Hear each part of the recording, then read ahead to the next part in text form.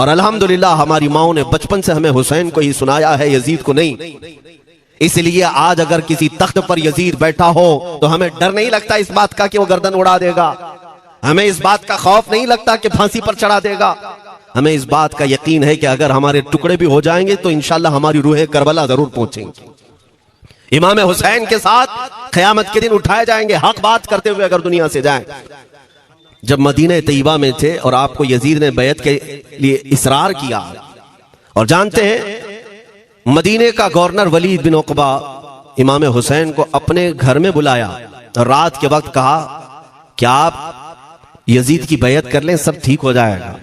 आपने एक तारीखी जुमला फरमाया था, आज वो सब मुसलमानों को याद होनी चाहिए। इमाम हुसैन ने ये नहीं कहा मैं हुसैन रसूलुल्लाह का नवासा यजीद की बैत करूंगा फासिक व फाजिर की, ये नहीं कहा आपने। तवज्जो चाहता हूं, आपने ये नहीं फरमाया, बल्कि ये फरमाया मुझ जैसा उस जैसे की बैत कैसे कर सकता है। ये क़यामत तक आने वालों के लिए मैसेज है, हुसैन जैसा कभी भी यजीद जैसे की बैत नहीं कर सकता, और ना ही वैसों की ताकत को वो मान सकता है। और अल्हम्दुलिल्लाह हमारी माओ ने बचपन से हमें हुसैन को ही सुनाया है, यजीद को नहीं। इसलिए आज अगर किसी तख्त पर यजीद बैठा हो तो हमें डर नहीं लगता इस बात का कि वो गर्दन उड़ा देगा, हमें इस बात का खौफ नहीं लगता कि फांसी पर चढ़ा देगा। हमें इस बात का यकीन है कि अगर हमारे टुकड़े भी हो जाएंगे तो इंशाल्लाह हमारी रूहें करबला जरूर पहुंचेंगी। इमाम हुसैन के साथ क़यामत के दिन उठाए जाएंगे, हक बात करते हुए अगर दुनिया से जाएं। अजीज़ान गिरामी वक़ार, मैं तारीख की चंद झलकियां आपके सामने रखूंगा। मुझे हुक्म भी हुआ है, बहुत जल्दी वक्त खत्म हो जाएगा, समेटना है। मैं चंद मिसालें आपके सामने रखता हूं। ताकत किसे कहते हैं, कुव्वत किसे कहते हैं। जिम में जाकर बॉडी बनाने वाला ताकतवर है, काजू बादाम खाने वाला ताकतवर है, मुक्के मारने वाला ताकतवर है। कौन है ताकतवर, ताकत किसे कहते हैं? मेरे अजीजों, असल ताकत तो यह है कि तुम इस्तेमाल अपने हाथ पैर कुछ भी ना करो, लेकिन खलबली दूसरों में मची रहे। यह असल ताकत है, ये रब ताला की तरफ से दी हुई होती है इनाम में। वरना आप सोच सकते हैं कि हुसैन आजम के साथ जो लोग आए थे वो कुल काफिला कितना था। अलग अलग रिवायतें, इमाम हुसैन के साथ 135 लोग थे, बाज रिवायात में है 96 थे, 96 लोग थे, बाज रिवायत में 82 थे। शहीद होने वालों की तादाद 72 है। लेकिन इस बात पर अक्सर उलमा मुहद्दिसीन का ख्याल है कि 82 लोग थे, 82 लोग थे। 82 के मुकाबिल में कितने लोगों को आना चाहिए रास्ता रोकने के लिए? अगर किसी आम आदमी से भी पूछे तो डबल कर दो, ट्रिपल कर दो, 4 गुना ज्यादा कर दो। नहीं, 82 को रोकने के लिए पहले 1000 लोग आए, फिर वो 1000 के बाद 4000 प्लस आए, 5000 लोग सिर्फ 82 लोगों को रोकने के लिए आए रास्ता। फिर ये लोग 4 दिन तक रास्ता रोकते ही रहे, 5000 लोग मिलकर। 10वीं मुहर्रम होने से पहले पहले फिर तकरीबन 16000 लोग आए, यानी तकरीबन पूरे टोटल मिलाकर 22000 के करीब, 21000 समथिंग कुछ। 22000 की फौज क्या माने रखती है किसको रोकने के लिए? 82 लोगों को। इसी से समझ में आता है असल ताकत किसे कहते हैं। ताकत इसी को कहते हैं कि उधर 3 दिन के भूखे और प्यासे हैं, उनके खीमों में साजो सामान भी नहीं, जंग के असबाब भी नहीं, और वो जंग की नीयत से भी नहीं गए। उसके बावजूद 22000 के सीनों में जो खलबली मची है, दुनिया इसी को समझ नहीं पा रही है। अगर दुनिया ये समझती है क्वांटिटी का नाम ताकत है तो हम उसको रद्द करते हैं, नहीं, क्वालिटी का नाम ताकत है। ईमान, ये असल ताकत है। और एक तारीखी बात मैं आपके सामने रखता हूं। इमाम हुसैन का रास्ता रोकने के लिए सबसे पहले यजीद की फौज से जो शख्स आया था उसको हुर बिन यजीद कहते हैं। हुर बिन यजीद अर्रियाई 1000 का लश्कर लेकर के इमाम हुसैन का रास्ता रोकने आए। 2 दिन तक इधर उधर घुमाते रहा, और जब जब नमाजें होती रही इमाम हुसैन मुसल्ला इमामत पर हैं और ये यजीदी इक्तिदा भी कर रहे हैं। हर जमात इमाम हुसैन के पीछे हो रही है। लेकिन मैं आपको बताता हूं, 10वीं मुहर्रम से पहले इमाम हुसैन ने एक खुतबा दिया और यजीदियों से कहा, क्या तुम मेरी हैसियत को नहीं जानते? मैं फातिमा ज़हरा का बेटा हूं, हैदर कर्रार का नूरे नजर हूं, रसूलुल्लाह का नवासा हूं। मेरी निस्बतें क्या तुम्हें नहीं मालूम? तुम मेरे खून से अपने हाथों को ना रंगो। मैं तुम्हारे पास ऑप्शन रखता हूं, मैं इस रास्ते से अपने वापस मदीने की तरफ जाता हूं, या किसी साहिल की तरफ, या दिमश्क जाऊंगा। जंग करना नहीं चाहता तुमसे। ये तीन ऑप्शन जब इमाम हुसैन ने रखा तो यजीदियों ने एक को भी कबूल नहीं किया। वो जंग करना ही चाहते थे, इमाम हुसैन के खून के साथ खेलना ही चाहते थे। लेकिन जो हुर बिन यजीद है, तवज्जो चाहता हूं, जो खुद इमाम हुसैन का रास्ता रोकने के लिए आया, उसके दिल में यह बात आई और उसने आकर के 10वीं मुहर्रम को यजीदियों से कहा, मियां मान लो हुसैन की बात, तीन में से कोई एक बात मान लो, हम जंग नहीं करना चाहते, वो रसूलुल्लाह के बेटे ही तो हैं। तो सारे जो सिपह सालार बड़े बड़े थे, अमर बिन साद, शिमर वगैरह, हुर बिन यजीद से कहने लगे, तुझे कौन कहता है फैसला करने के लिए, तू सिपाही है, 1000 की नफरी तेरे साथ दी गई है, बस अगर तुझे हमारे साथ रहना है तो मैदान में जमा रहे, वरना चला जा, तू सुलह की बातें मत कर। हुर बिन यजीद उसी दिन 10वीं मुहर्रम को उन यजीदियों से कहता, अच्छा अगर तुम मेरे इस बात को नहीं मानते तो तुम्हारी सिपह सालारी तुम्हें मुबारक, मैं हुसैन के खीमे में जा रहा हूं। जो यजीद की तरफ से आया था वो किधर चला गया, मौला हुसैन के खीमे में। कब? सिर्फ 10वीं मुहर्रम, एक रिवायत में 9वीं मुहर्रम को, एक दिन पहले इमाम हुसैन के खीमे में आया, दस्तबोसी की, माफी मांगी और इमाम हुसैन ने कहा, अब तुम जा सकते हो अपने घर। हुर बिन यजीद ने कहा, मैं उस वक्त तक अब आपका साथ नहीं छोड़ूंगा जब तक मेरे जिस्म में आखिरी सांस बाकी रहेगी, मैं आपके साथ रहूंगा। अब इमाम हुसैन की वफादारी में आने वाला कौन था, इसलिए मैं आपको एक चीज दे जाता हूं मेरे अजीजों, अल्लाह अज़्ज़ व जल की कुदरत के फैसले हैं, वो जब चाहता है कहीं से भी किसी को हिदायत अता फरमाता है। वो बातिल कुव्वतों के मौजूद पलने वाला बच्चा भी कभी रब तबारक व तआला हिदायत देता है, उसे आलिम बनाता है, और कभी काबे की छांव में पलने वाले को मौला अबू जहल भी बनाता है, गुमराह कर देता है।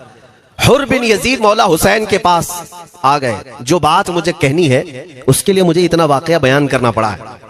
मैं असल पॉइंट की तरफ आता हूं, क्यों मैं ये बयान कर रहा हूं। जब 10वीं मुहर्रम को जंग शुरू हुई, अमर बिन साद ने तीर चलाया, तो जानते हैं खीमा हुसैन की तरफ से सबसे पहले मैदान में उतरने वाला यही हुर बिन यजीद ही, यही उतरे अपने घोड़े पर सवार होकर उन्हीं यजीदियों से लड़ने के लिए जिनकी फौज में ये आए थे, उनके मुकाबले में लड़ने के लिए गए। और जब लड़ने की इब्तिदा हुई, सुबह से दोपहर के करीब तक वो लड़ते रहे, जवाल तक। आप जो बात कहना है तवज्जो से सुनो। हुर बिन यजीद ने सुबह से लड़ाई की, बहुतों ने वहां पर मैदान जंग में मुकाबला आराइयां की हैं, लेकिन हुर बिन यजीद की जो लड़ाई है वो तारीख में लिखी हुई है आज भी। उन्होंने यजीदियों के साथ जो जंग किया, कई घंटे जंग करने के बाद, जानते हैं तनहा हुर बिन यजीद ने 120 यजीदियों को कत्ल किया। 120 की तादाद, एक घोड़सवार एक ही है, 120 को मार गिराया। उसके बाद जामे शहादत नोश किया। मैं तारीख पढ़ रहा था, वहीं पर हमने किताब को रोक दी। बहुत सारे लोग करबला के वाकयात में इमाम हुसैन के खानदान के बच्चों के शहादत तो बयान करते हैं, उनके जिस्म कट गए, उनके ऊपर घोड़े दौड़ाए गए, लेकिन तुम ये नहीं जानते कि हुसैनी शहजादों ने बातिल कुव्वतों के कैसे छक्के छुड़ाए थे। एक एक जवान ने मुकाबिल में आने वालों को उनकी औकात कैसे याद दिलाई थी। अब सुनो, हुर बिन यजीद 120 को मार गिरा सकते हैं, वो भी एक दिन पहले खीमा हुसैन में आने वाला, एक दिन पहले खीमा हुसैन में आने वाला। बात समझ में आ रही है? अभी जो एक दिन पहले खीमा हुसैन में आ जाए, उसकी ताकत का हाल ये है, जो पैदाइशी हुसैनी हो उसकी ताकत का हाल क्या हो। मेरे अजीजों, ताकत किसे कहते हैं ये समझो। यह और बात है कि लोगों को अपनी ही औकात मालूम नहीं, अपनी हैसियत मालूम नहीं है। होता क्या है मैं आपको बताऊं। अल्लामा अब्दुल मुस्तफा आजमी साहब ने एक बड़ी प्यारी बात लिखी है। वो गुजरात के हालात बहुत अच्छी तरह से जानते थे। आपने एक बहुत अच्छी बात लिखी जो हमारे तमाम चीजों से, या आज के जमाने में ये चीज मैच होती है। एक ताजिर तिजारत करने के लिए निकला, उसके पास कुछ कीमती हीरे थे, और वो हीरों की तिजारत करता था, और एक चोर उसके पीछे पड़ गया। और वो चोर रोजाना वो चोरी करने के चक्कर में रहता था कि जब रात को ये ताजिर सोए तो मैं ये हीरे निकाल लूंगा। लेकिन 2-3 दिन जब वो ताजिर सोता था, वो पूरे हीरे चेक करता था, कहीं नहीं मिलते थे। थक गया चोर। 3 दिन के बाद उस ताजिर को उसने पूछा, चोर ने कहा कि तुम हीरे रखते कहां हो, दिन भर तो तुम्हारे पास होते, रात में कहां जाते। तो उस ताजिर ने कहा, अकल का अगर तू इस्तेमाल करता तो तुझे बात समझ में आती, रोजाना मैं तेरे ही जुब्बे में रात को ये हीरे रखकर खुद सो जाता था। वो अपना नहीं तलाश करता, इसका तलाश करता। बिला तशबीह बिला तमसील। मेरे अजीजों, तुम्हारे पास जो ताकत है तुम्हें उसका अंदाजा नहीं। तुम जो मोहब्बत मुस्तफ़ा सल्लल्लाहु अलैहि वसल्लम की शमा अपने सीने में रखते हो, मौला करीम का वादा है तुम्हारे साथ, काना हक्कन अलैना नस्रुल मोमिनीन। रब ताला फरमाता, हमने अपने ऊपर लाजिम कर लिया है कि ईमान वालों की मदद करें। और हमने मदद देखी है, रब ताला की मदद देखी है। आज के इन हालात में मुझे बताओ, भौंकने वाले भौंक ही रहे हैं, बाकी तुम्हारा क्या बिगाड़ लिया, क्या तुम्हारा खराब किया? बस ये है कि तुम अपने अंदर खलबली मत मचाओ और ज्यादा खौफ और हिरास में मत जियो। अल्हम्दुलिल्लाह मुसलमान है, मोमिन है, किसी चोर कौम से तुम्हारा रिश्ता नहीं है। तुम दुनिया की उस अजीम कौम हो जो सिर्फ और सिर्फ अपने रब ताला के हुजूर झुकती है और अपने रब तबारक व ताला के हुजूर ऐसे झुकती है। मैं चैलेंज के साथ कहता हूं, पूरी दुनिया में कोई कम्युनिटी, कोई कौम ऐसी नहीं है जो अपने खुदा को देखने के बाद ही झुकती है। जिसकी भी जाओ, उनके खुदाओं की तस्वीर वहां पर सामने होती तभी झुकते हैं। वो चाहे ईसाई हो, यहूदी हो, कोई भी हो, उन्होंने कोई ना कोई या मूर्ति बनाई है या तस्वीर बनाई है, तब वो झुकते हैं। तन्हा तुम ईमान वाले हो जो आज तक अपने खुदा को देखा नहीं लेकिन हर दिन सजदा करते हो, तुम्हारा ये ईमान है। और कुरान में शुरू में ही अल्लाह ताला ने जो तारीफ फरमाई सूरह बकरा में, युमिनून बिल गैब, अल्लाह फरमाता ये वो लोग हैं जो गैब पर ईमान रखते हैं, देखा नहीं। और दुनिया में करोड़ों मस्जिदें होंगी, किसी मस्जिद में अल्लाह की तस्वीर है? किसी मस्जिद में? और या तुम्हें सलातो सलाम पढ़ने के लिए मेरे आका की तस्वीर देखने की जरूरत है? यही तो तुम्हारा ईमान है मेरे अजीजों। मेरे आका को हमने दिल में बसा रखा है, और जब हुजूर पाक की याद आई, बगैर तस्वीर देखे हम खड़े हो जाते हैं और उनकी मोहब्बत वैसी होती है, हमें किसी तस्वीर और मूरत को देखने की जरूरत भी नहीं होती। तुम्हारी खुसूसियात बहुत हैं। अल्लाह रब्बुल इज्जत ने तुम्हारी पेशानियों को महफूज रखा है, किसी अहरे गैरे के सामने झुकने नहीं दिया। पेशानी मुकद्दस है तुम्हारी। हाँ, ये तो नहीं है कि तुम किसी दरख्त पर भी चले जाओ, पत्थर पर भी चले जाओ, चूहे पर भी झुक जाओ, सांप पर भी झुक जाओ, नहीं है। एक सहाबी हैं, ईमान लाने के बाद वो कहते हैं, या रसूल अल्लाह सल्लल्लाहु अलैहि वसल्लम, दो वाकयात ऐसे हैं जो जमाने जहालत में हम करते थे। एक वाकया याद करता हूं तो रोना आता है, और एक वाकया याद करता हूं तो हंसी आती है। हुजूर ने फरमाया, वो दोनों क्या है बताओ? उन्होंने कहा, पहला वाकया तो यह है जिसको याद करके रोता हूं कि जवानी में जब हमारे घर बेटी पैदा होती थी तो हम उसका गर्दन मरोड़ कर दफन कर देते थे। आज मुझे ये बात याद आती है तो रोना आता है कि हमने ऐसे कई बच्चियों को दफन कर दिया। अरब वाले दामाद बनाना नहीं चाहते थे और बेटियों को पहले ही मार देते थे। ये वो सहाबी कहते हैं, अब याद आती है बात तो रोना आता है। मेरे आका सल्लल्लाहु अलैहि वसल्लम ने फरमाया, फिर हंसी किस बात पर आती है? कहते हैं, जमाने जहालत में हमारे खुदा जो होते जिनकी हम इबादत करते थे, तो जब सफर में जाना होता था तो आटा गूंद करके खुदा बना लेते थे, क्योंकि सफर में जाना है और हर जगह उनको साथ में रखना था खुदा को। वो साहब कहते हैं, सफर के खुदा और होते थे, हवा का अलग, पानी का अलग, मिट्टी का अलग, सब लेकर के चलते थे। फिर हुजूर ने फरमाया, हंसी किस बात पर आती है? वो कहते हैं, बीच रास्ते में अगर खाना खत्म हुआ तो कभी खुदा का हाथ तोड़ के खाते थे, कभी पैर तोड़ के खाते थे। अरे मेरे अजीजों, 1400 साल बाद आज जब आप हंस रहे हैं, उस सहाबी को तो इस बात पर हंसी आती होगी। मैं ये बात सिर्फ इसलिए अर्ज कर रहा हूं कि शुक्र मनाओ अल्लाह रब्बुल इज्जत का कि तुम्हें रब तबारक व तआला ने उस कौम में पैदा किया है जिसका माथा सिर्फ वहदहू ला शरीक की बारगाह में झुकती है। तुम ईमान वाले हो। और मैंने आयत यही तिलावत की खुतबे में, वला तहीनु वला तहज़नु व अंतुमुल अअलौना इन कुंतुम मुमिनीन। घबराओ मत, परेशान मत हो, तुम सबसे ज्यादा सरबुलंद रहोगे अगर तुम ईमान वाले हो। ये कुरान की आयत है। ईमान किसे कहते हैं? ईमान किसे कहते हैं? यानी अल्लाह ने फरमाया, अगर तुम ईमान वाले हो तो सबसे ज्यादा कामयाब हो। अब हम पूछते हैं रसूल पाक से, ईमान किसे कहते हैं? मेरे आका की जुबान से सुनो, ला युमिनु अहदुकुम हत्ता अकूना अहब्बा इलैहि मिन वालिदिही व वलदिही वन नासी अजमईन। हजरत अनस से रिवायत है, हुजूर पाक सल्लल्लाहु अलैहि वसल्लम फरमाते हैं, तुम में से उस वक्त तक कोई कामिल ईमान वाला नहीं हो सकता जब तक अपने वालिदैन, अपने बच्चे, अपने सारे इंसानों से ज्यादा मैं उसके नजदीक महबूब ना बन जाऊं। हुजूर से कामिल मोहब्बत जब तक ना करोगे तब तक ईमान भी कामिल नहीं है। खुलासा कलाम यही है कि मोहम्मद से वफा तूने तो हम तेरे हैं, ये जहां चीज है क्या लौह कलम तेरे। बस इसी बात पर आपको आना है। इकबाल भी ये कहता है, मैं जर्मनी गया, यूरोप का सफर किया, वहां की तरक्कियों को देखा और वो लोग बहुत आगे बढ़ रहे थे। मैं इसीलिए सफर किया कि मैं वहां तहकीक करके आऊं, देखूं, अपनी कौम को आकर के मैं बताऊं मुसलमानों को कि किस फील्ड में तुम जाओगे तो कामयाब होंगे। साइंस में, फिजिक्स में, ज्योग्राफी में, केमिस्ट्री में, मैथ्स में, कौन सी फील्ड में तुम जाओगे तो ज्यादा माहिर होगे।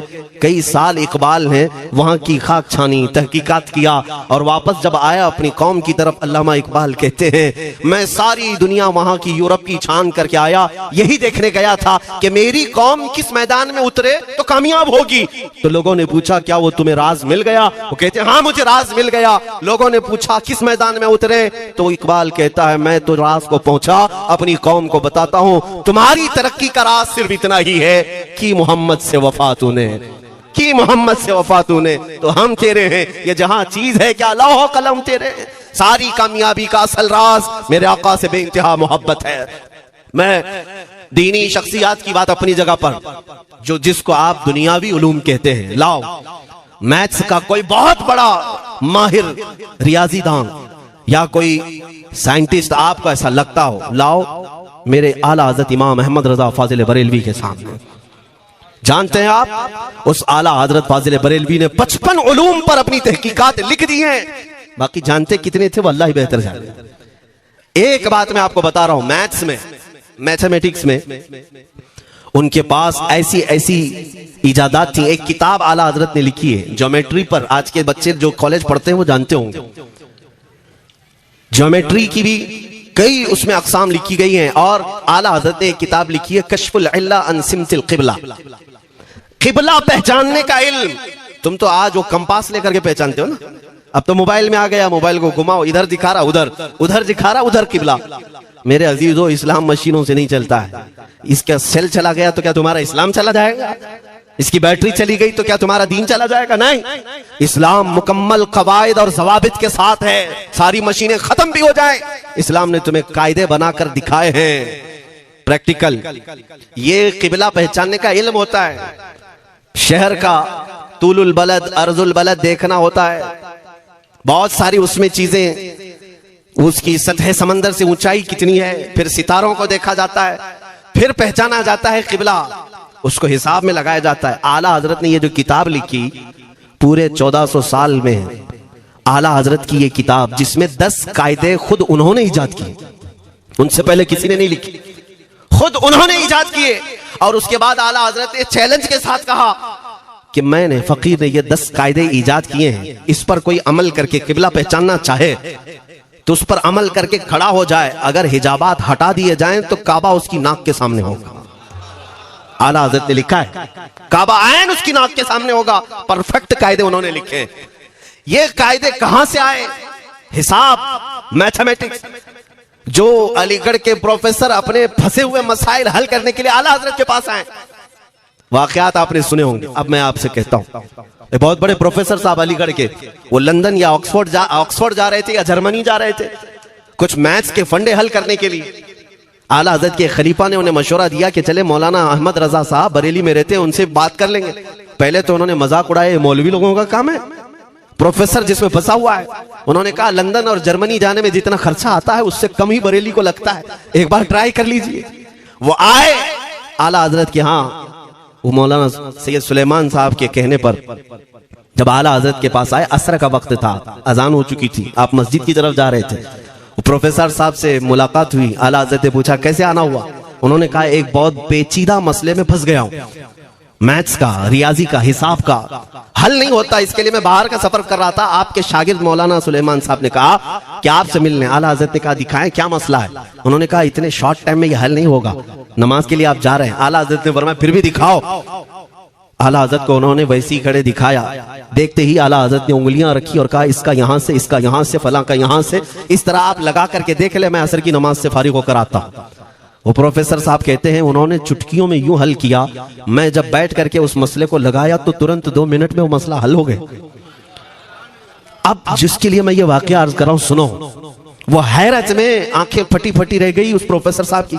उधर नमाज होने के बाद आए आला हज़रत, तो वो अश करने लगे। कहा मौलाना साहब मैं पहली मर्तबा देख रहा हूं कि मदरसे का कोई मौलवी मैथ्स के इतने टफ फंडे को हल कर लेता हो। मौलाना ये तो बताएं, ये रियाजी और ये मैथ्स के मसले आपने किससे सीखे? कौन है आपको? किस कॉलेज में, किस यूनिवर्सिटी से आपने सनद हासिल की है? यही मुझे कहना है मेरे से। अब आला हजरत का जवाब सुनो। कहते हैं जनाब मैंने अपने वालिद से सिर्फ प्लस माइनस और मल्टीपल के मसले सीखे, जमा नफी और ज़रब हमारे वालिद साहब ने बस इतना ही सिखाया। और उस वक्त बचपन में मुझे मंतिक, फलसफा, ये सब किताबें पढ़ने का शौक था। मैं हिसाब के, ज्योमेट्री की ये किताबें लेकर बैठा। मेरे वालिद आए, देखा, पूछा अहमद रजा क्या पढ़ रहे हो? मैंने दिखाया ये मंतिक है, फलसफा है या हिसाब की किताबें हैं। मेरे वालिद ने वो किताबें अपने हाथ में ले ली और कहा जा रसूलुल्लाह की हदीसें पढ़, सदके में सारे इल्म दे दिए जाएंगे। आला हज़रत फरमाते हैं उसके बाद मैंने अपनी जिंदगी मेरे मुस्तफा के कदमों में लगा दी। ये जो आप देख रहे हैं ये मेरे मुस्तफा के कदमों से छनकर मुझे मिला है।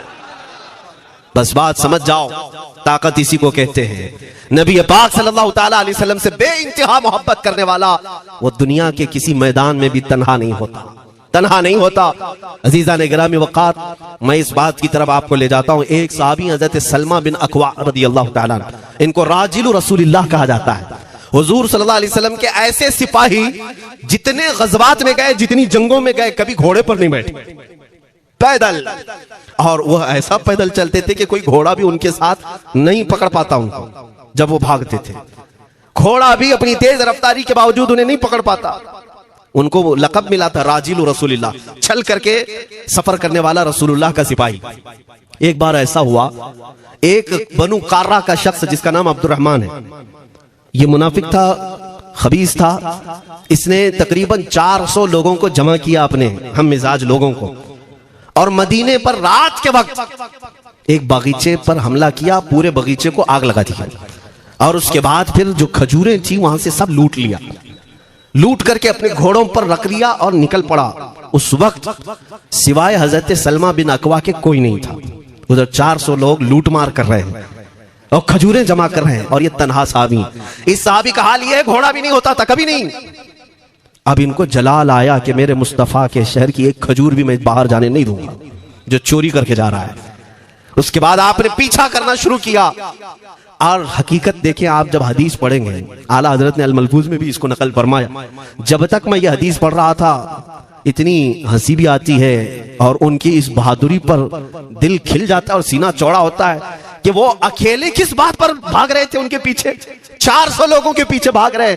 अच्छा, कोई ये कहे कि नादान आदमी है, 400 लोगों को नहीं देख रहा, अकेला भाग रहा है, हो सकता है इनको कोई कह दिया हो, लेकिन मुझे हैरत उन 400 पर हो रही है जो एक से डर के भाग भी रहे थे। वो भी भाग रहे हैं, एक दौड़ा रहा है और 400 भाग रहे हैं। वो अब्दुर्रहमान कार्रा का रहने वाला कारी भागा जा रहा है और सबसे कह रहा है सलमा बिन अकवा से अपनी अपनी जान बचा लो। इसीलिए मैं कहता हूं ये बुज़दिल कौमें हैं, मेरे मुस्तफा के गुलामों का मुकाबला करने की सकत नहीं रखती, जिसके सीने में इश्क़ मुस्तफा हो। 400 भागते रहे और ये भगाते रहे बहुत दूर तक। जब हज़रत सलमा बिन अकवा भागते थे तो घोड़े भी पीछे पड़ जाते, और आप जैसे जैसे कोई घोड़सवार आता उसकी टांग पकड़कर खींचते और उसकी गर्दन पर पैर रखते, फिर आगे निकल पड़ते थे। न जाने कितनों को उन्होंने तन्हा अपने हाथों से गिराया, कोई मुकाबला करने को तैयार नहीं। गिराते भी हैं और उनकी गिरी हुई खजूरें जमा भी करते हैं कि मुझे मदीने वापस ले जाना है। उस सहाबी को मैं पढ़ता हूँ, अजीजा ने गिरामी खजूरें जमा करते रहे और उन्हें भगाते रहे। आखिर में वो 10-10 की टुकड़ियों में बदल गए। वो अब्दुर्रहमान कार्रा का रहने वाला कहने लगा एक साथ मत भागो, ये अकेले सबको भगा रहा है, 10 इधर जाओ, 10 उधर जाओ, 10 उधर जाओ। जालिमों, पलट कर मेरे मुस्तफा के गुलाम का मुकाबला करके देखते हैं, लेकिन किसी से नहीं हुआ। वो पहाड़ की चोटियों में चले गए। हजरत सलमा बिन अकवा पहाड़ पे भी चढ़ने लग गए। तो अब्दुर्रहमान कार्रा वो कहता है वहीं से चीख करके, सलमा बिन अकवा तुमको क्या चाहिए, क्यों पीछा कर रहे हो? कहा मैं शहर रसूल की एक खजूर भी जब तक तुम्हारे पास होगी पीछा करता रहूंगा। उसने वहीं से अपने सारे साथियों को पुकार कर कहा सारे लोग खजूरें फेंक दो, अपनी जान बचा लो। सबों ने खजूरें दे दी। हजरत सलमा बिन अकवा पूरी खजूरें जमा की है, कितनों को रोनते हुए वापस आने लगे। जानते हैं एक सहाबी और है हजरत अबू कुतादा, जिनको फारिसु रसूलिल्लाह कहा जाता है। उनका घोड़ा दौड़ता हुआ, उनको दौड़ाता हुआ हजरत अबू कुतादा उस पर हैं और 10 लोग और साथ हैं। वो हजरत सलमा बिन अकवा की मदद के लिए आ गए। जब वो आए तो ये अक्सर को तो गिरा चुके थे, खजूरें ले भी चुके थे। हजरत अबू कुतादा 10 सहाबा के साथ जब आए, हजरत सलमा बिन अकवा की और मदद हो गई। अब ये मदीने आने लगे तो तवज्जो चाहता हूं। हजरत सलमा बिन अकवा ने पूछा, मैं तो अकेला दौड़ा रहा था, कोई मुझे न देखा था, न ये वाकई की किसी को खबर थी, तुम यहां तक कैसे आए? तुमको किसने भेजा मेरी मदद के लिए? मुसलमानों याद रखो, मेरे मुस्तफा की वफादारी में जब कोई निकलता है तो कहां से मदद आती है अंदाजा भी नहीं होता। हजरत सलमा बिन अकवा ने उनसे पूछा अबू कुतादा से, तुम आए कैसे? हजरत अबू कुतादा ने जो जवाब दिया वो और ताज्जुब का था। कहा, हमने नहीं देखा, हमको मालूम भी नहीं तुम किसके साथ गए हो, हमें ये वाकया भी नहीं मालूम, लेकिन हम अपने खीमे में बैठे थे, हमारा ये घोड़ा दौड़ता हुआ है, ये घोड़ा दौड़ता हुआ आया और दोनों पैर बार बार उठा करके हिनहिनाने लगा। मेरा घोड़ा ऐसा कभी करता नहीं, वो जिहाद में जाने वाला घोड़ा है, फरमाबरदार है। अबू कुतादा ने उसको सहलाया, लेकिन फिर भी वो खामोश नहीं हुआ। हजरत अबू कुतादा कहते, मैं पहचान लिया, वो अपनी पीठ पर मुझे सवार करना चाहता है। मैं इसकी पीठ पर बैठ गया। मेरे साथी भी ताज्जुब में थे, इतनी वक्त गुजर जाने के बाद घोड़े को न भूख लगी है न प्यास लगी है, ये कहां ले जा रहा है? अबू कुतादा कहते, ये घोड़ा है जो तुझ तक हम सबको ले आया है। हजरत सलमा बिन अकवा ने कहा, हाँ मुझे याद है, जब मैं उन 400 को दौड़ा रहा था तो तुम्हारा घोड़ा मुझे देख रहा था। पता ये चला दुनिया का हर जानवर भी मेरे मुस्तफा का वफादार है। अगर तुम नबी पाक सल्लल्लाहु अलैहि वसल्लम की इज्जत व हुर्मत के लिए उठते हो तो चूंटियां अपने सुराख में तुम्हारे लिए दुआ में मशगूल हो जाती हैं, मछलियां पानी में तुम्हारे लिए दुआएं करती हैं। अजीज़ान गिरामी वक़ार, आज मैं अपने जुमलों को समेटते हुए ये बात कहता हूँ, धोराजी की सरजमीन मैंने कभी सुना नहीं या कभी आपसे मुलाकात नहीं की, लेकिन इतना बड़ा मजमा हमें जो सुनने के लिए बैठा है, लोग मुसाफे के लिए आए, फूल हार पेश किए, टूट पड़ते हैं मुलाकातों के लिए। मैं अक्सर जलसों में भी और अपने प्रोग्रामों में ये कहता हूँ, मुझे जो आप इज्जत की निगाह से देखते हैं या मिलना चाहते हैं या देखना चाहते हैं या सुनना चाहते हैं, तो वो इसलिए नहीं है कि किसी बाप का, बड़े बाप का बेटा है या किसी सियासी पार्टी का नेता है। आपकी जो मोहब्बत है वो सिर्फ इसलिए है, ये नाज ये अंदाज हमारे नहीं होते, झोली में अगर टुकड़े तुम्हारे नहीं होते या रसूल अल्लाह, जब तक के मदीने से इशारे नहीं होते, रोशन मेरी किस्मत के सितारे नहीं होते। जो कुछ भी इज्जत मिली है हमें आज, वो किसी और सलाहियत की वजह से नहीं। साफ मैं बता देता हूं, मैं मुकर्रिर आदमी नहीं, मैं खतीब आदमी नहीं, मैं वो शोलाबार मुकर्रिर नहीं हूं कि जिनकी तकरीरों से लोग बहुत ज्यादा नफा उठाते हो। मैं तो तालिब इल्म आदमी हूं। मेरे आका सल्लल्लाहु ताला अलैहि वसल्लम के लिए इतनी वफा करना जानता हूं कि मैंने यह अहद कर लिया है, मेरे जिस्म में जब तक खून बाकी रहेगा, एक भी सालिम कुत्ता मेरे आका की तरफ उंगली भी उठाए, हम अपनी गर्दन भी निछावर करने को तैयार रहेंगे। मेरे आका सल्लल्लाहु ताला अलैहि वसल्लम के लिए कुर्बानी का जज्बा है, इसलिए मेरे आका ने ये इज्जत अता की है। फिर मुझे ये कहने का हक भी है, जब तक बिके न थे तो कोई पूछता न था, या रसूल अल्लाह तुमने खरीद कर हमें अनमोल कर दिया।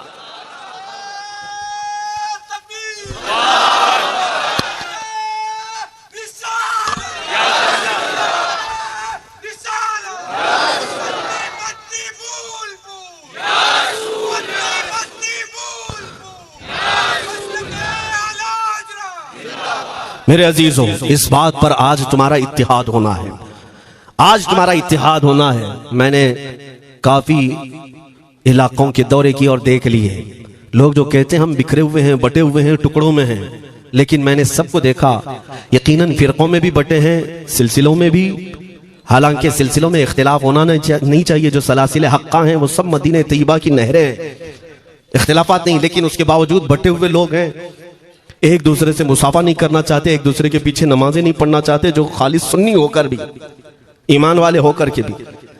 मैं बहुतों से ये शिकायतें सुना कि हम में बहुत सारे इख्तिलाफात हैं, लेकिन इसका हल तकरीरें हैं, तहरीरें हैं, लोगों को समझाना है, इस्लाह करना है, सब करके देख लिया। लेकिन एक बात मैंने खुद प्रैक्टिकल देख लिया कि 1000 टुकड़ों में क्यों ना बटे हों, लेकिन मेरे मुस्तफ़ा का नाम आ जाए तो हर कोई मुत्तहिद नजर आता है। ये हमने देख लिया है, ये हमने देख लिया है। किसी भी पीर से बैत क्यों ना हो, मैं दूसरों की बातें नहीं करता, लेकिन मैंने पूरे हिंदुस्तान के कोने कोने में देखा है जाकर के, किसी भी सुन्नी सही अकीदा पीर से बैत क्यों ना हो, अगरचे उसके आपस के झगड़े हों, लेकिन हमने एक मजमे में मुझे सुनने वालों को, ऐसे इख्तिलाफ वालों को भी देखा, दोनों सुन रहे हैं, लेकिन जब हमने पूछा मेरे मुस्तफा करीम की इज्जत पर बात आए तो तुम में से कौन खड़ा हो सकता है, हर इख्तिलाफ रखने वाला भी ये कहता है या रसूल अल्लाह ये जिस्म भी तुम्हारा ये जान भी तुम्हारी, करूं तेरे नाम पे जान फिदा, न बस एक जान दो जहां फिदा, दो जहां से भी नहीं जी भरा, करूं क्या करोड़ों जहां नहीं, ये हर एक का नारा है। इससे पता ये चला कि आज तुम सबको अगर कोई चीज जोड़ सकती है तो नाम मोहम्मद है, मेरे मुस्तफा करीम सल्लल्लाहु अलैहि वसल्लम की मोहब्बत है। गुंबद खजरा की छांव में सबको जमा करो, इंशाअल्लाह अजीज इत्तिहाद बरकरार रहेगा। असल की तरफ नजर रखो, बादशाह की तरफ नजर रखो, बाकी जितने वली हैं जितने पीर हैं सब वजीर हैं, सब वजीर हैं, बादशाह सिर्फ मेरा मुस्तफा है। नबी पाक सल्लल्लाहु ताला अलैहि वसल्लम को हम शहंशाह तस्लीम करते हैं, लिहाजा अगर बादशाह की तरफ नजर होगी तो तुम्हें शैतान ये इस तरह की लड़ाइयों में नहीं रखेगा, वो कामयाब नहीं हो सकेगा। तुम सबका मिशन अगर मेरे मुस्तफा की इज्जत और उनकी नामूस हो जाए, हुजूर अकरम सल्लल्लाहु ताला अलैहि वसल्लम की तरफ हमने देखा है बड़े बड़े इख्तिलाफात खत्म हो जाते हैं। हजरत अबू ज़र ग़िफ़ारी, हजरत बिलाल हबशी, दोनों में झगड़ा हो गया था, तकरार हुई। हजरत अबू ज़र ग़िफ़ारी ने सिर्फ हजरत बिलाल को गुस्से में आकर कहा, काली औरत के बेटे या इब्न उम्मी सौदा, ये तकरार में हो जाता है। हजरत बिलाल को ये बात लग गई, थे तो काले, लेकिन साहबी ने कहा था काली औरत के बेटे। हुजूर के पास जाकर अर्ज किया, या रसूल अल्लाह अबू ज़र ने मुझे आज यूं कहा, अबू ज़र ने मुझे आज यूं कहा काली औरत के बेटे। मेरे आका सल्लल्लाहु अलैहि वसल्लम को जला लाया, बाहर आए, बुलाया, अबू ज़र कहां है? आए। हुजूर पाक ने उनको मुखातिब करके सिर्फ इतना फरमाया, अफीकल जाहिलिया, अभी तक तुम्हारे अंदर पुरानी जाहिलियत बाकी है? 3 बार पूछा और उसके बाद मेरे आका चले गए, कुछ नहीं फरमाया। पुराने जमाने की काफिरों की जाहिलियत अभी बाकी है, जो माँ के नाम से लोगों को गालियां देते या पुकारते थे। हजरत अबू ज़र ग़िफ़ारी को इतनी बात लग गई कि मेरे आका मुझसे रूठ गए, मेरे आका के दिल पर यह बात लग गई। तो उन्होंने ये नहीं किया कि देखा जाएगा बाद में क्या होगा, नहीं, सीधे मस्जिद नबवी में हजरत बिलाल को ढूंढने के लिए आए। कहां है? हजरत बिलाल मिल गए तो उनका हाथ पकड़ करके लाए। अबू ज़र ग़िफ़ारी जमीन पर लेट गए, सो गए। कहा है बिलाल मुझे माफ कर दे, मैंने तुझे सख्त जुमला कहा, मुझे माफ कर दे। हजरत बिलाल ने कहा ठीक है मैंने माफ कर दिया, हो गई बात। लेकिन हजरत अबू ज़र ग़िफ़ारी ने कहा नहीं, मेरा दिल इस पर सुकून नहीं मानेगा, एक काम करो ए बिलाल, तुम अपना ये पैर मेरे चेहरे पर रगड़ो, ये तुम्हारा तलवा जिसको मैंने काला कहा था उसी तलवे से मेरे चेहरे पर तुम रगड़ो, ताकि मुझे मेरी हैसियत पता चल जाए। हजरत बिलाल क्या उनकी बात पर अपना पांव उनके चेहरे पर रगड़ देते, दोनों हाथों से उनको जमीन पर उठाया और सीने से सीना लगाया। कहा है अबू ज़र कैसी बात करते हो, जिस आका के तुम गुलाम हो उसी आका का मैं भी गुलाम। मैंने ये तारीख में पढ़ा है, अगर सख्तियों को कोई चीज जोड़ सकती है तो मेरे आका की मोहब्बत है और मुस्तफा करीम की मोहब्बत है। तुम्हारे सीने चौड़ा कर देगी, तुम्हारा दिल कुशादा कर देगी, तुम अपनों को एक्सेप्ट करने लग जाओगे अपने नबी की निस्बत पर। हाँ एक बात याद रखें, मैं ये सिर्फ मेरे आका की निस्बत वालों के लिए कह रहा हूं, बाकी हमारा अकीदा तो ये है नबी से हो जो बेगाना उसे दिल से जुदा कर दे, पिदर मादर बिरादर जानो माल उन पर फिदा कर दे। हम उसको मानते ही नहीं, चाहे बाप हो कि माँ हो, जो मेरे नबी को नहीं जानता, जो मेरे आका की अजमत को नहीं पहचानता। मैं उनके बारे में नहीं कहता। हाँ हमारे एक उस्ताद बुजुर्ग उन्होंने फरमाया था कि बेटा बात करने का लहजा नरम रखना हमेशा। बहुत सारे लोग हमारी तकरीरों को अभी अभी जो सुनते हैं वो कहते हैं बहुत कड़क बोलते हैं, सख्त बोलते हैं। मेरे अजीजों पिछले 15 साल से करते हैं हम तकरीरें, अखलाकियात पर, तसव्वुफ पर बहुत सारे नरम अंदाज में गुफ्तगू करने के हम आदी थे। वो सब नहीं देखते, लेकिन जहां हम थोड़ा सा चीखते हैं या गरज के साथ बोलते हैं वो बहुत जल्दी किसी को लगती है और कहते हैं आप बहुत कड़क लहजे में कहते हो। 90% हमने नरम लहजे में बात किया है, लोगों को अखलाकियात सिखाया है। चोरी, जिना, डकैती, सूद, शराब, इन सब की मजम्मत पर बयानात हमने रिकॉर्ड किए। वो सब नजर नहीं आता, लेकिन सख्त जुमले बहुत जल्दी नजर आते हैं। लेकिन ये मैं क्यों करता हूं वो भी आपको बता दूं। हमारे एक बुजुर्ग उस्ताद ने फरमाया, कहा कि बेटा नरम गुफ्तगू करने की आदत रखना, इसलिए कि मेरे आका सल्लल्लाहु अलैहि वसल्लम की सुन्नत है नरमी से कलाम करना। लेकिन एक बात याद रखना, जिंदगी भर नरमी से बात करो, लेकिन मुस्तफ़ा करीम सल्लल्लाहु अलैहि वसल्लम की इहानत या दुश्मनी किसी में देखो तो फिर ना तुम्हारी जुबान मीठी होनी चाहिए, ना दिल नरम होना चाहिए, ना दिमाग ठंडा होना चाहिए। हाँ, ये ईमान का तकाजा है। हम जो सख्त बात करते हैं लोगों को ऐसा लगता है कि इतना कड़क नहीं बोलना चाहिए। तुम्हें पता भी नहीं हज़रत उमर फारूक कितना बोलते थे। हाँ, उमैर बिन वहब एक शख्स था जो हुजूर के कत्ल का इरादा करके आया था मक्का से। सफवान नाम का एक और शख्स, उमैर नाम के दो लोग हतीम काबा में बैठकर मीटिंग करके आए। क्योंकि सफवान का बाप जंग बदर में मारा गया था, उमैर का बेटा जंग में कैदी होकर हुजूर के पास कैद था। दोनों का प्रॉब्लम सेम था। दोनों लोग हतीम काबा में बैठ करके फैसला करते हैं। सफवान ने कहा मैं तुझे बहुत पैसे दूंगा, एक तलवार को जहर में बुझा कर जाओ मदीने और मोहम्मद का कत्ल करके आओ सल्लल्लाहु अलैहि वसल्लम। उमैर बिन वहब तलवार छुपा करके मदीने आया। लेकिन जिस वक्त वो आया, हजरत उमर फारूक चंद साहबा के साथ मस्जिद नबवी के बाहर खड़े थे। देखते ही उसकी गर्दन में जो है ये गमछा डाला, रुमाल, और कहा खुदू हादल कल, पकड़ो इस कुत्ते को। ये हजरत उमर की जुबान से निकलेंगे। कहते हैं पकड़ो इस कुत्ते को। यही वो है जो बद्र के अंदर मैदान बद्र में मक्का वालों को भड़का रहा था जंग पर हुजूर के खिलाफ। यहाँ मदीने में आया है, पकड़ो इसको। हजरत उमर बाहर ही सब कर देते, लेकिन कहा कि मैं हुजूर से पूछ के आता हूँ इसका करना क्या है। मेरे आका के पास गए, कहा या रसूल अल्लाह शैतान कुरैश आया है, कुरैश का शैतान आया है उमैर बिन वहब, और मुझे लगता है वो बुरी नीयत से आया है। हजरत उमर पहले ही भांप रहे हैं, मुझे लगता है वो बुरी नीयत से आया है, क्या करना है आप हुक्म फरमाए। मेरे आका ने फरमाया उमर उसको अंदर ले आओ। उमैर बिन वहब को वैसी गर्दन में वो गमछा डाल के घुमा के अंदर ले आए मस्जिद नबवी में। हुजूर ने पूछा, हजरत उमर से कहा छोड़ दो उसको।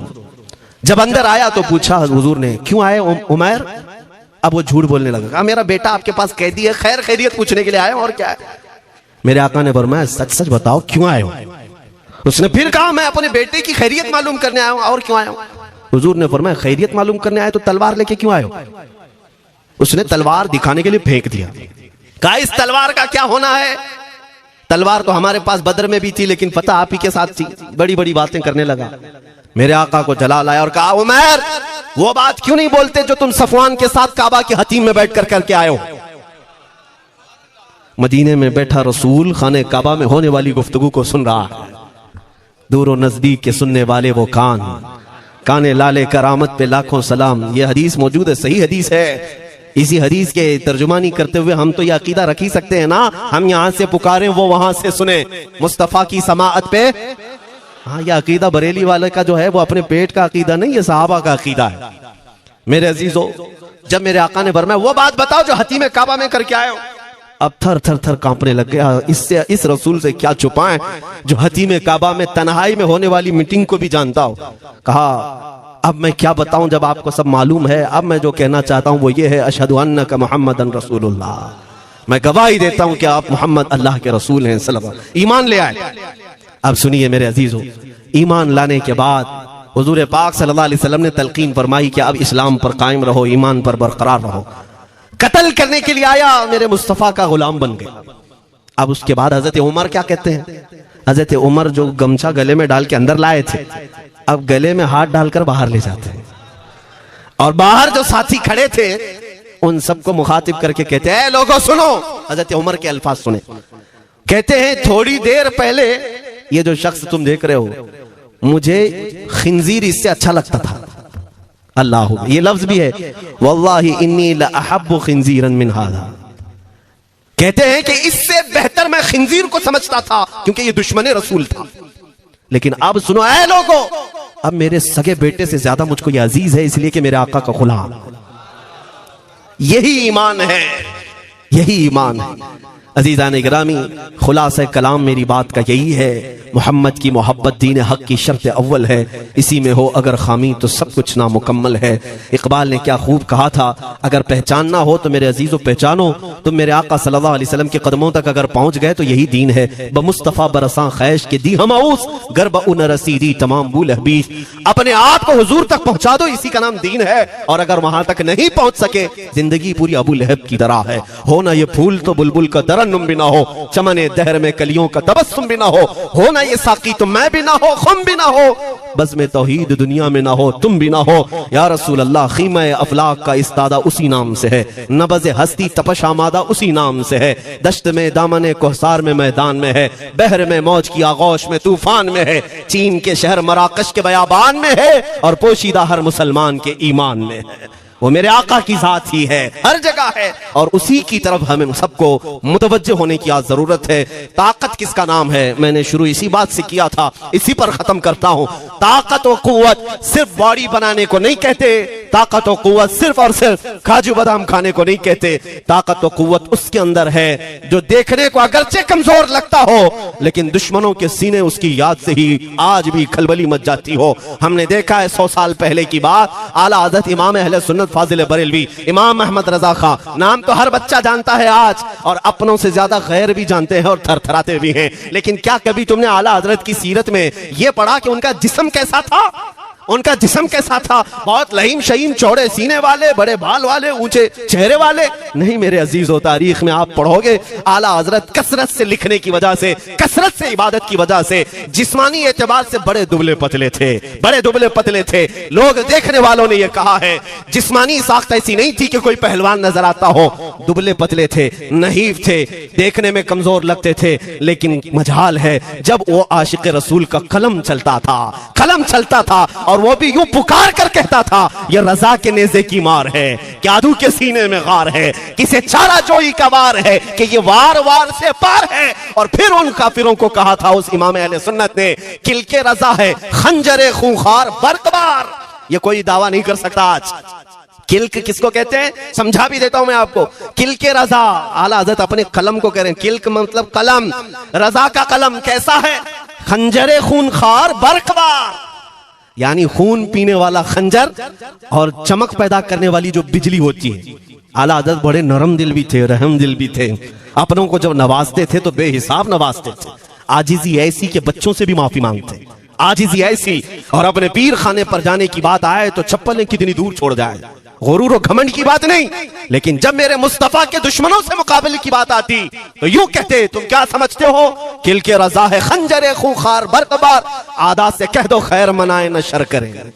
ये बात ईमान के तकाजे की है। मैं आज हर आलिम से मिंबर पर बैठे हुए और हर मोमिन से यही कहना चाहता हूं, जो मेरे मुस्तफा की इज्जत की बात आए सर चढ़कर बोलना सीख जाओ। मेरे आका ने फरमाया है जालिम और जाबिर बादशाह के सामने हक बात का ऐलान करना सबसे अफजल जिहाद है। और ये तो कर ही सकते हो। उन पाखंडियों को लफ्ज़ जिहाद से भी डर लगता है और लफ्ज़ जिहाद पर ही बड़ा प्रोपेगेंडा करते हैं। मुझे इस बात का कोई खौफ नहीं।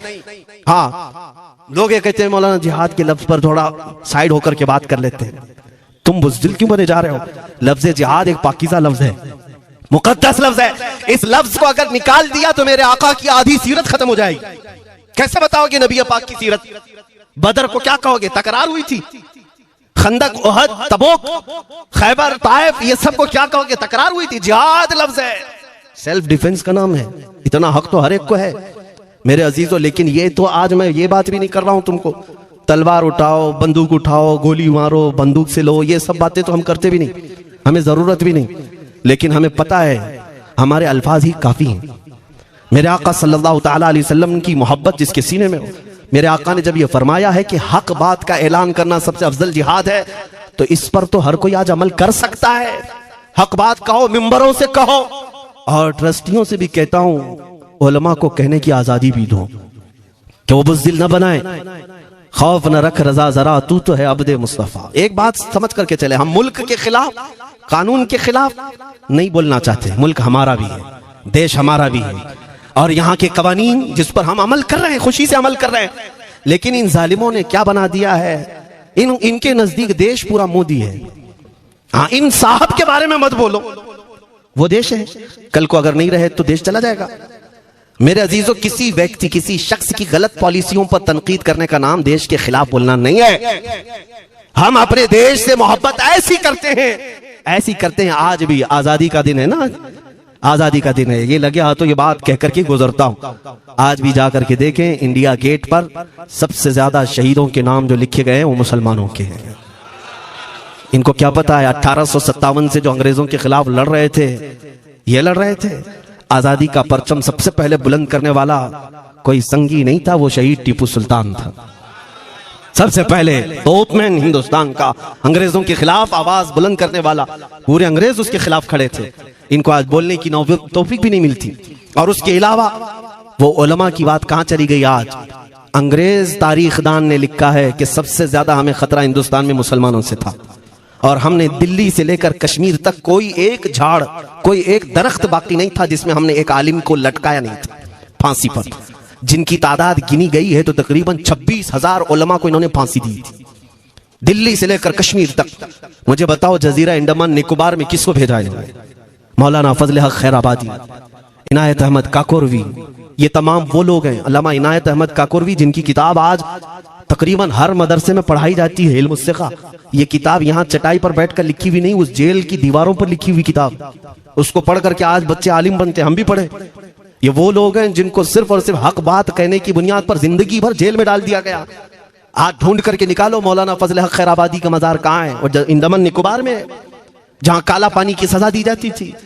किफायत अली काफी का नाम सुना है मेरे अजीजों? ये नाम का जिक्र आना तो हक बनता है आज की रात जरूर। मुरादाबाद शहर का वो आलिम रब्बानी, वो सिर्फ और सिर्फ मुजाहिद आजादी नहीं बल्कि फना फिर रसूल भी था। आप इसी से अंदाजा लगा लें, आला हजरत जैसा आशिक, हदायके बख्शिश लिखने वाला। आला हजरत के अशार तो पता है ना, इमामुल कलाम कहते हैं। आला हजरत की नातों को इमामुल कलाम कहते हैं। सारे कलामों का इमाम आला हजरत की नाते हैं। पढ़ करके देख लो, वजद आ जाए हुजूर की नाते। लेकिन उस आला हजरत से पूछा गया, आप किसकी नाते पसंद करते हैं? आला हजरत फरमाते हैं, मैं सिर्फ दो ही लोगों की नाते सुनता हूं, या तो हसन रजा बरेलवी की या अल्लामा किफायत अली काफी की। आला हजरत जिसकी नाते सुनते हो, इसी से अंदाजा कर सकते हो किफायत अली काफी कौन थे। मैं अक्सर जगहों पर इनका तस्करा करता हूं ताकि बच्चों के जहनों में ये बात मुंतकिल हो जाए। अब मैं आपको बताऊं, उनकी जुबान में अल्लाह ने वो ताकत दी थी कि वो जब इश्क रसूल पर बोलते थे तो हजारों का मजमा रोने लगता था, उनकी तरफ आ जाते। और अंग्रेजों को ये बात कतई पसंद नहीं थी। उन्हें कई तरह से गिरफ्तार करने की कोशिश की गई। आखिरकार एक मुनाफिक के जरिए से मौलाना किफायत अली काफी को गिरफ्तार करने के लिए अंग्रेज आए। कितने जानते हैं? 3,000 लोग आए एक आलिम को गिरफ्तार करने। हमेशा कुत्ते झुंड में ही आते हैं। हाँ, मॉब लिंचिंग भी जो है ना, कुत्ते झुंड में ही करते हैं। किफायत अली काफी रहमतुल्लाह अलैह को गिरफ्तार करके ले गए दारुल इमारत में। अंग्रेजों ने रात के वक्त किफायत अली काफी के कपड़े खोले और उनके जिस्म पर गर्म इस्त्री फेरी। इस्त्री से पूरा दागते थे, और जब चमड़ी जल जाती थी तो उस पर नमक छिड़कते थे। हफ्ता भर तक अल्लामा किफायत अली काफी को उन्होंने ये दर्दनाक सजाएं दी। बीच में कई मर्तबा उनको सामने ऑफर रखा, तुम बदल लो अपनी बातें, छोड़ दो अपनी इस कौम को वरगलाना, छोड़ दो ये सब जो तुम तकरीरें करते हो, हम अपने हुकूमत में तुम्हें ले लेंगे, वजीफा भी देंगे, ओहदा भी देंगे। किफायत अली काफी रहमतुल्लाह अलैह ने फरमाया, तुम गलत जगह हाथ मारे हो। हाँ, ये वो जगह नहीं है जहां से 500 पाउंड लेकर के कौवा भी हलाल कर दिया जाए, हर चीज जो है तुम्हारे हिसाब की बना दी जाए। ये वो जगह नहीं है। किफायत अली काफी रहमतुल्लाह अलैह ने कहा, मेरा दीन इतना सस्ता नहीं है, इतना सस्ता नहीं है। उसके बाद उन्होंने कहा, तो फिर तुम मरने के लिए तैयार रहो। कहा, खुशी से। 8 दिन के बाद उनको एक चौराहे पर ले जाकर फांसी का फंदा लगाया गया और पूरे मजमे में आपको फांसी के लिए चढ़ाया गया। अंग्रेजों ने पूछा था, कोई आखिरी वसीयत है तुम्हारी, कोई आखिरी ख्वाहिश है तो बता दो लोगों में। फांसी पर चढ़ने वाला ये कहता होगा, मेरी बीवी से मिल लूं, बच्चों से मिल लूं, जायदाद प्रॉपर्टी की वसीयत कर दूं, मेरे बाद कौन बैठेगा वो कह दूं। लेकिन किफायत अली काफी की बात पर कुर्बान जाओ। उस भरे मजमे में कहते, हाँ मेरी आखिरी ख्वाहिश एक ही है, एक बार नाते रसूल पढ़ लो। अल्लाह अल्लाह, एक बार नाते रसूल पढ़ लो। उन्होंने कहा, ठीक है, तुम्हारी इस ख्वाहिश का हम अदब करते हैं, कर लो। किफायत अली काफी रहमतुल्लाह अलैह फांसी के फंदे पर चढ़ने से पहले क्या मगन होकर के गुनगुना रहे थे। यूं कह रहे थे, कोई गुल बाकी रहेगा न चमन रह जाएगा, पर रसूलुल्लाह का दीने हसन रह जाएगा। अतलसो कम ख्वाब की पोशाक पे नाजा न हो, इस तनेबे जान पर खाकी कफन रह जाएगा। सब फना हो जाएंगे हश्र तक काफी, वो लेकिन नाम हजरत का जुबानों पर सुखन रह जाएगा। ये नाते पाक गुनगुनाते हुए चढ़ गए फांसी के फंदे पर। लोगों ने देखा फांसी तो लगी लेकिन लबों पर उसी तरह की मुस्कुराहट थी। क्यों? ये राज है मेरे अजीजों, मरने वाला ही जानता है। फंदा बाद में लगता है, आमिना का लाल पहले तशरीफ लाता है।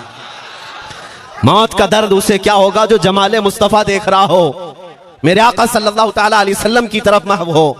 अब सुनो, मैं ये बात क्यों कह रहा हूं, तुम इन बातों से घबराना नहीं, इन बातों से डरना नहीं कि कल को अगर आपके मिंबर पर बैठकर खिताब करने वाला ये आपका गुलाम मर जाता है, कट जाता है, कोई मुझे मार देता है, तो इस बात का यकीन रख लेना दीन रुकेगा नहीं और मेरे आका सल्लल्लाहु अलैहि वसल्लम के नामूस और उनकी इज्जत में कोई कमी आने वाली नहीं।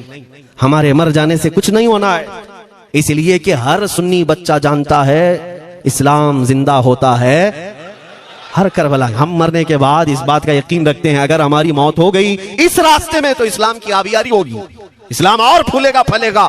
और हुआ यही, किफायत अली काफी को फांसी का फंदा देकर 8 दिन तक जश्न मनाया था अंग्रेजों ने। जब मौलवी चला गया जो लोगों को तकरीर करता था, हजारों का जमा करता था, हुजूर अकरम सल्लल्लाहु अलैहि वसल्लम की मोहब्बत की बातें करता था, चला गया, हमने फांसी दे दी। लेकिन इन जालिमों को मालूम नहीं मेरे खुदा का कानून क्या है, कुदरत खुदाबंदी का कानून क्या है। मुरादाबाद शहर में ये किफायत अली काफी को 1857 के पहले फांसी दे रहे हैं और उसी साल मुरादाबाद के करीब बरेली शहर में अल्लाह ताला अहमद रजा पैदा कर रहा है। तुम एक आशिक को फांसी दिए, हुजूर पाक के चाहने वाले को तुमने फांसी देकर ये समझा कि आप खत्म हो गया इश्क की बातें करने वाला। लेकिन कुर्बान जाओ मोहब्बत मुस्तफा पर, मेरा रब ऐसे इन मक्कारों के मक्र को फेरता है कि फौरन अल्लाह ताला ने ऐसा आशिक पैदा किया, ऐसा आशिक पैदा किया कि फिर बरेली की तरफ से उठने वाली आवाज एक शहर में, एक बस्ती में नहीं, दुनिया के कोने कोने में पहुंच गई। आज 100 साल हो गए उस मर्द कलंदर इमाम अहले सुन्नत को दुनिया से गए हुए, लेकिन हर मस्जिद की मिंबर और मेहराब आवाज देती है मुस्तफा जाने रहमत पे लाखों सलाम, शमे बज़ में हिदायत पे लाखों सलाम।